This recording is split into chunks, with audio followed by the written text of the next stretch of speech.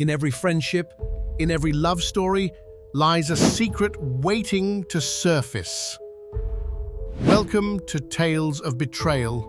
Real stories, raw emotions, unforgivable twists. Hit subscribe if you think you can handle the truth. I used to believe I had it all.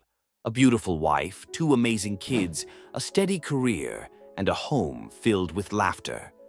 For 12 years, I wore my wedding ring with pride, convinced that my life was something others could only dream of.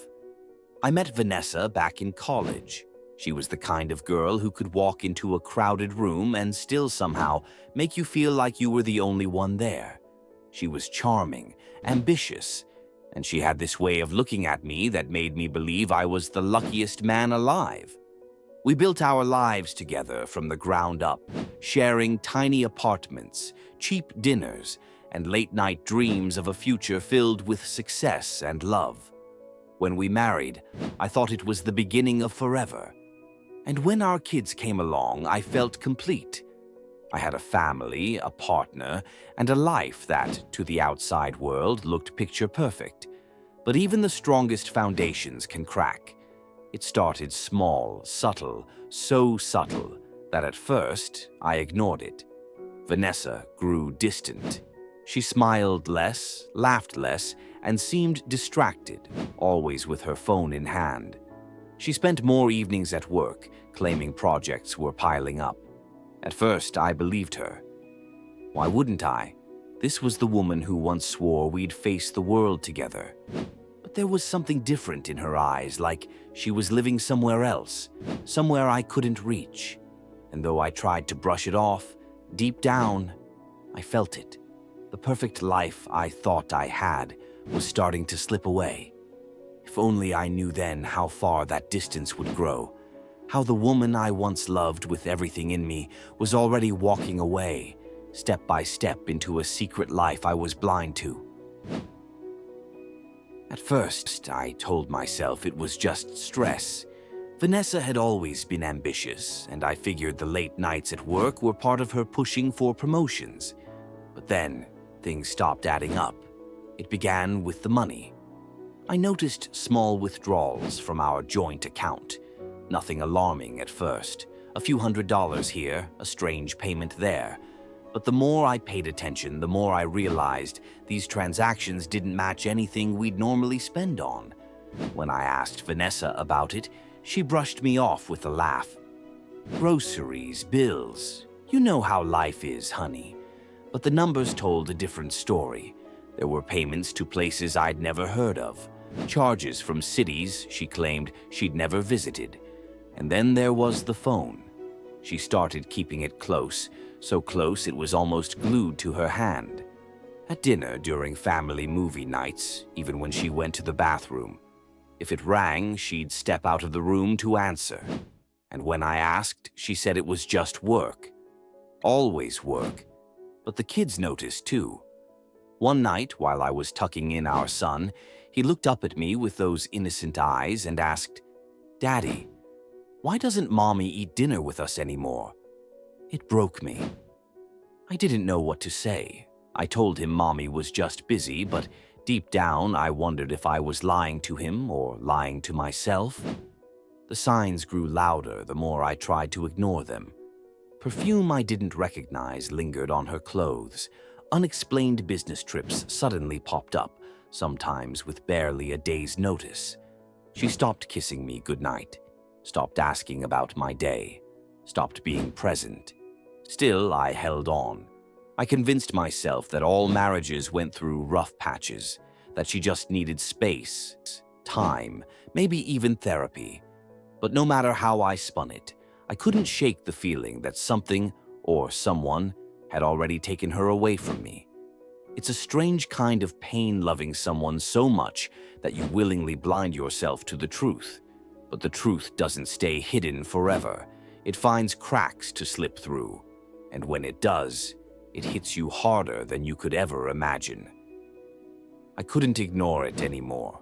The withdrawals, the lies, the empty seat at the dinner table. It was all too much. I needed answers. So I started small. When she left her purse in the kitchen one night, I quietly checked the receipts stuffed inside. A fancy restaurant in a city an hour away. Designer shoes I knew she never wore around the house. Things that didn't fit the story of a tired, overworked wife.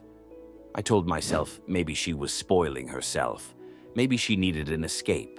But the receipts didn't stop. They multiplied. Next, I checked her phone records. Late-night calls to a number I didn't recognize. Hours-long conversations at times when she told me she was buried in spreadsheets. I wrote the number down. When I tried calling, a man answered and hung up the second he heard my voice. My heart sank. I wanted to confront her right then, but something inside me said, "Not yet. You need the whole truth." So I waited and watched. When she said she had a weekend conference, I followed her. I parked a few cars back and watched as she pulled into a downtown hotel, not the office, not a client meeting, a hotel. She stepped out, dressed like she was going on a date, not a business trip. Minutes later, a man walked out to meet her. He kissed her like she belonged to him. My chest tightened so hard I could barely breathe. That was the moment I knew my wife was living another life, and I had been the fool financing it. Still, I needed proof, solid proof. So I hired a private investigator, a professional who could dig where I couldn't. Within weeks, the PI handed me photos, Vanessa and this man, arm in arm, laughing, kissing, sharing dinners, weekends away. They weren't just having an affair. They were building something behind my back.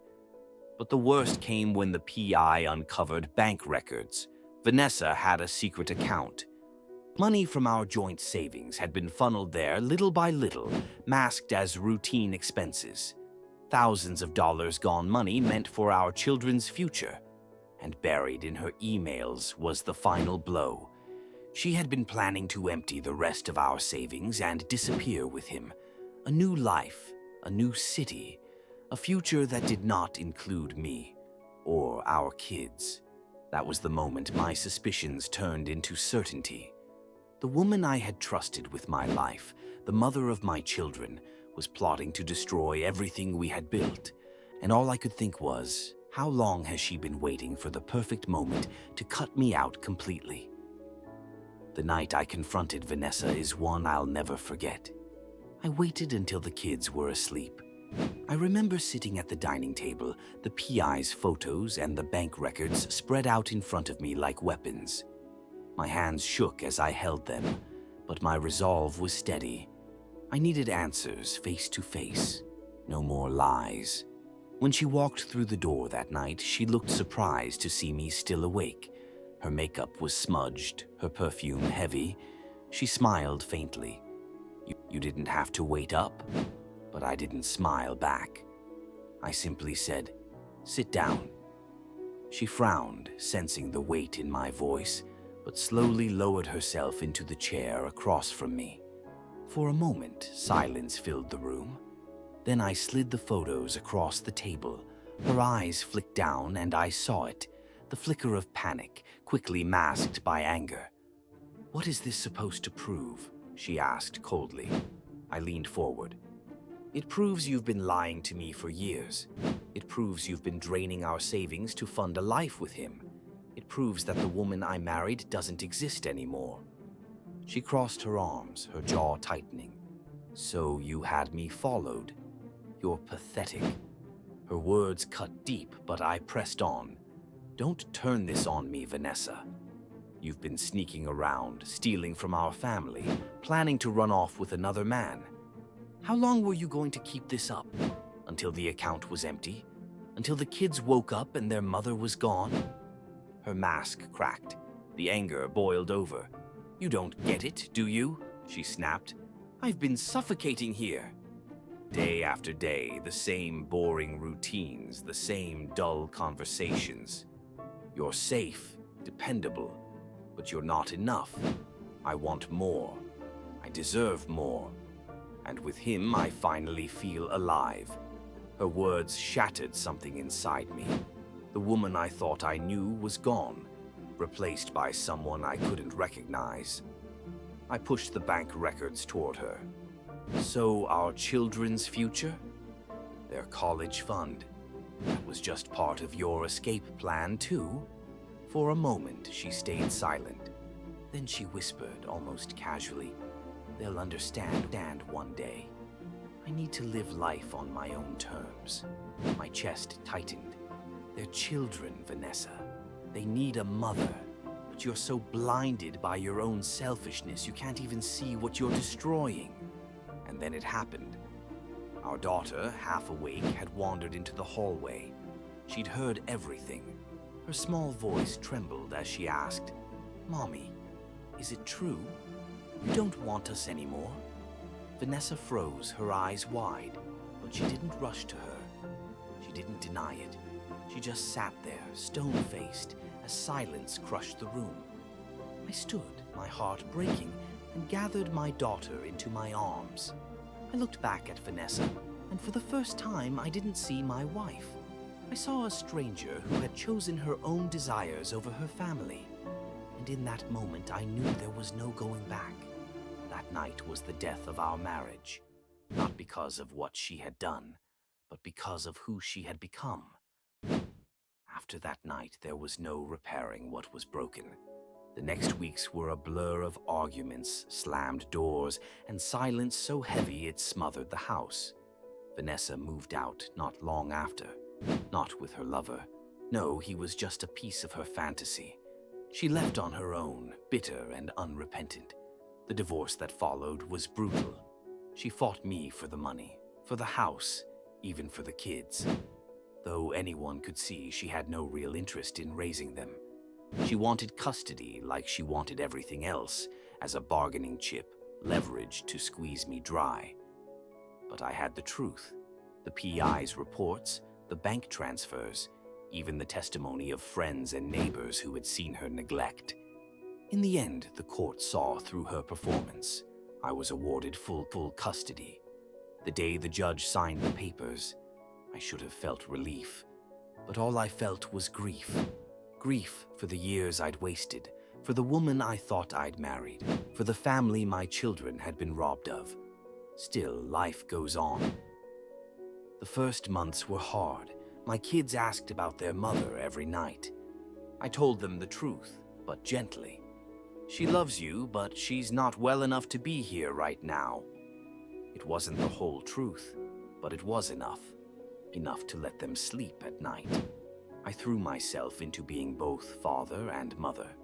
I learned how to braid my daughter's hair, how to cook my son's favorite meals, how to listen when their little hearts broke over missing someone who had chosen not to stay. And slowly the house began to heal. Laughter returned. Not every day, not all at once, but enough to remind us that love was still here. Maybe not the kind I once dreamed of, but real and steady all the same. As the years passed, I found peace. I focused on raising good, kind children. I built a life around them, not around the ruins of my marriage. And for the first time in a long time, I felt proud of the man I was becoming. Not because I was perfect, but because I endured. Vanessa had chosen her path, and I had chosen mine. One built on lies and illusions, the other built on love, responsibility, and truth. And though I'd lost a wife, I'd kept the only thing that truly mattered, my children. Time has a way of softening wounds, but it never erases them. Years passed. My children grew into strong, resilient young adults. They carried scars, yes, but they also carried love. The kind I tried every day to pour into them, even on the hardest nights. And then came the moment I'd been waiting for, my daughter's college graduation. I remember sitting in that crowded auditorium, my chest swelling with pride as I watched her walk across the stage. She was radiant, confident, everything I'd ever hoped she'd become. My son stood beside me, cheering louder than anyone else. In that moment I knew. All the pain, all the sacrifices had been worth it. But then I saw her. Vanessa. She was sitting in the back row, almost unrecognizable. The vibrant woman I once knew was gone. Her face was tired, her body frail, her eyes hollow. Life had not been kind to her. She looked like a shadow of herself, worn down by choices that had promised freedom, but delivered only emptiness. After the ceremony, she approached us. Her voice trembled as she said, "You all look wonderful. I've missed you." My daughter looked at her, then at me, and simply turned away. My son followed, his jaw clenched. Neither of them said a word, and for the first time, I didn't rush to soften the moment. I didn't step in to bridge the gap, because this was hers to face, the consequence of walking away from the very people who had once loved her unconditionally. She reached out, as if hoping I might take her hand, but I couldn't. I had long since let go. In that moment, I realized something powerful. Sometimes the greatest revenge is not anger, not bitterness, but living well. She had gambled everything, her marriage, her children, her future, for the illusion of more. And in the end, she had nothing. I had my family, my peace, my pride. And as I walked away with my children by my side, I knew I had finally won. Love built on lies will always collapse. She chose betrayal. I chose love. And in the end, only one of us was left standing.